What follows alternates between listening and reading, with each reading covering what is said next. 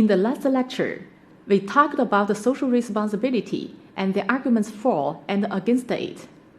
Today, we will discuss ethics and ethical behaviors. After learning today's lecture, you should be able to understand why ethics is important and describe what influences ethical decision-making.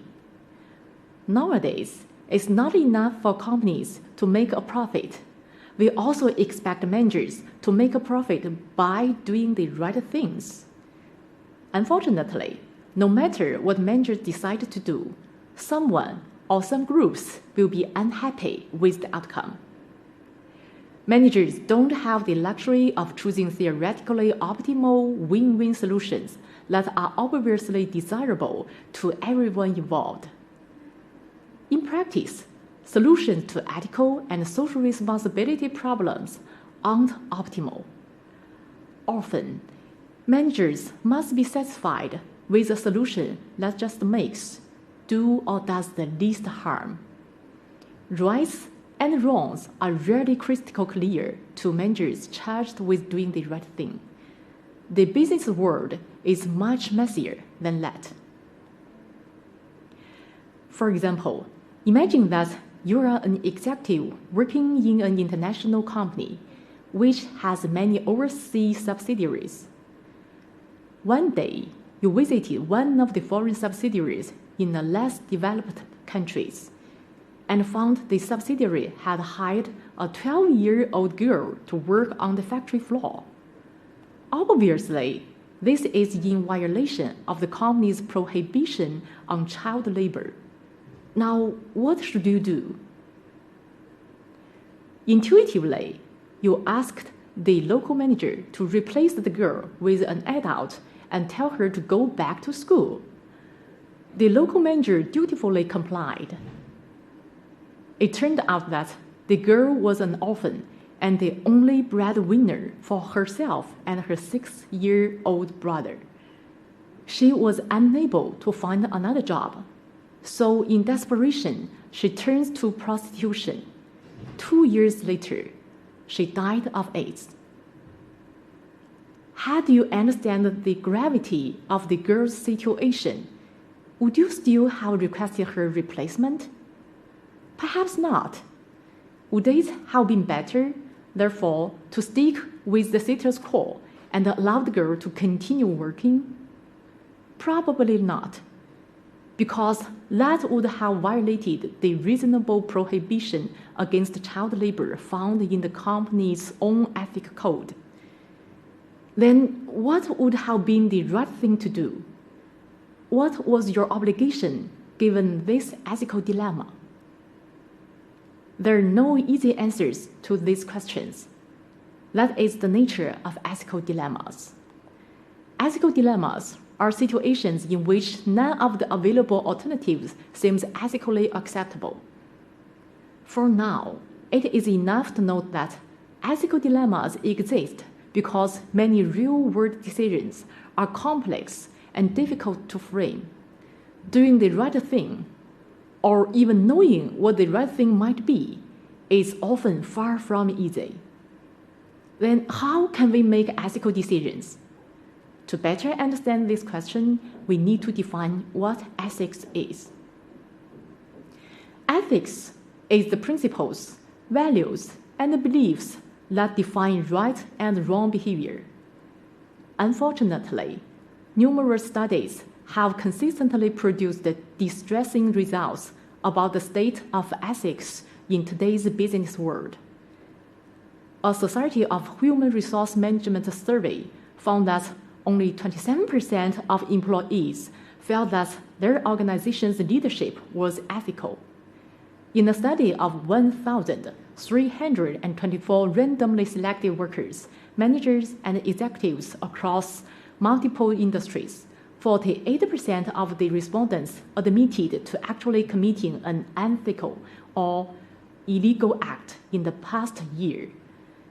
These acts included cheating on an invest account, discriminating against coworkers, forging signatures, paying or accepting kickbacks, and looking the other way when environmental laws were broken. Other studies contain good news. When people believe their work environment is ethical, they are 6 times more likely to stay with that company than if they believe they work in an unethical environment. One study asked 570 white-collar co-workers which of 28 qualities were important in company leaders. The results? Honesty and integrity, or morals, or ethics ranked by far the highest. Caring or compassion was third at 7%. In short, much needs to be done to make workplaces more ethical. But, and this is very important, most managers and employees want this to happen. Therefore, many decision managers require them to consider both the process and who's affected by the result.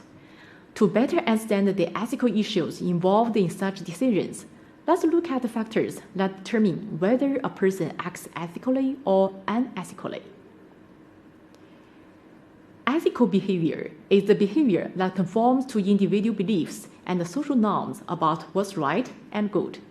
In contrast, unethical behavior is the behavior that conforms to individual beliefs and social norms about what is defined as wrong and bad.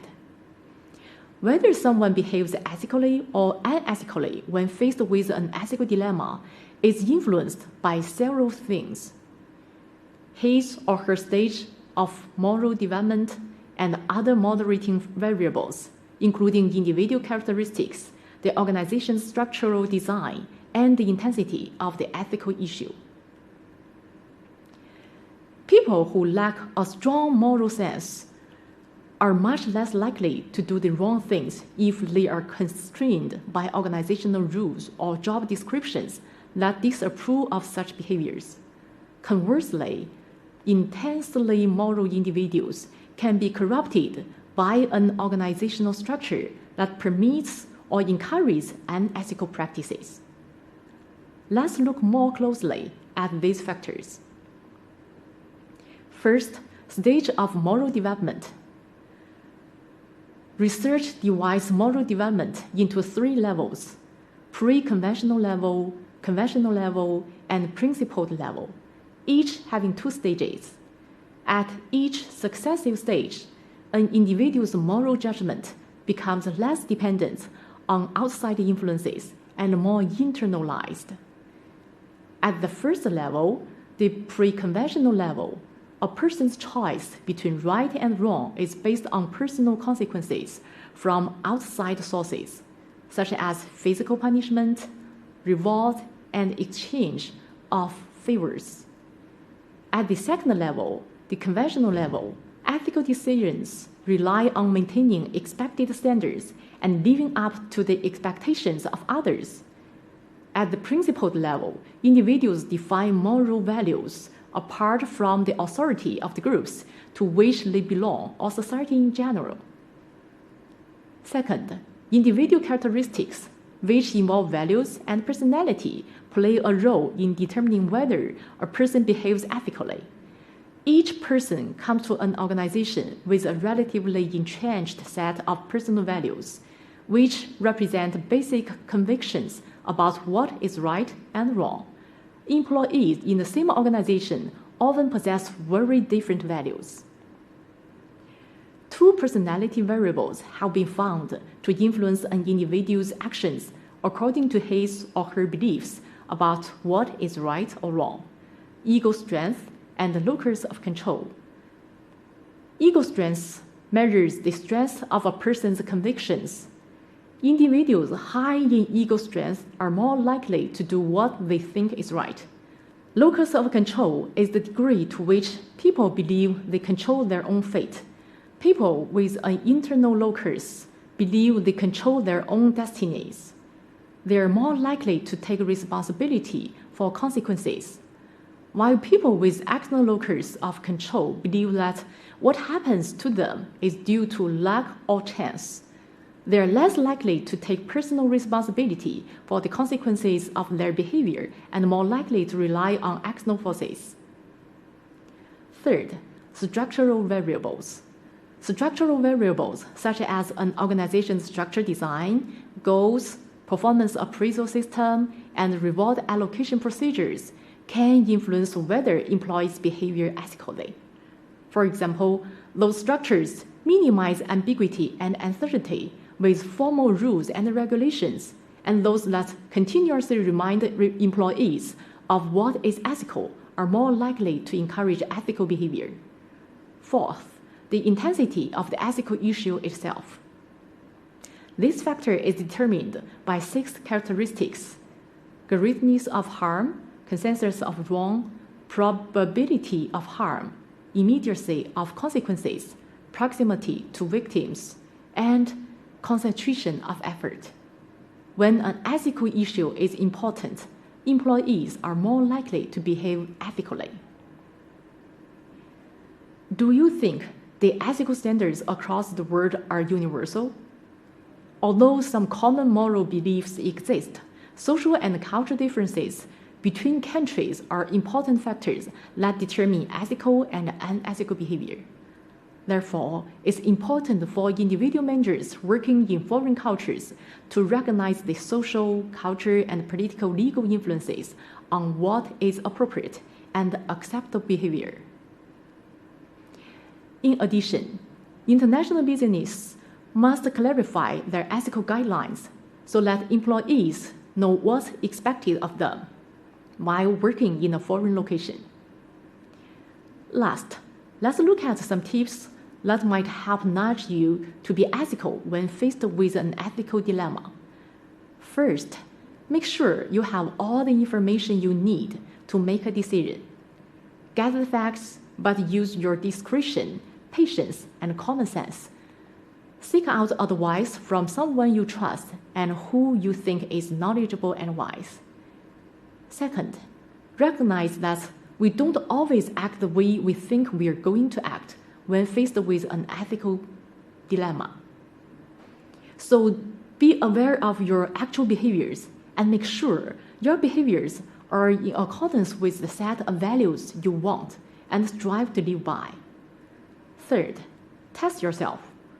When faced with an ethical dilemma, you can ask yourself several questions, such as, would I want people to do this to me?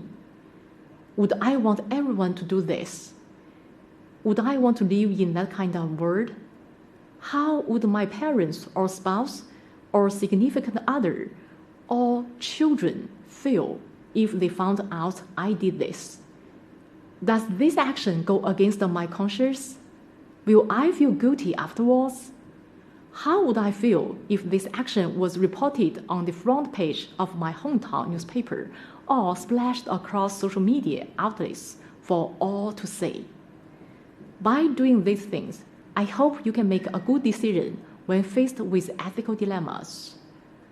That's all for today's lecture. Thank you.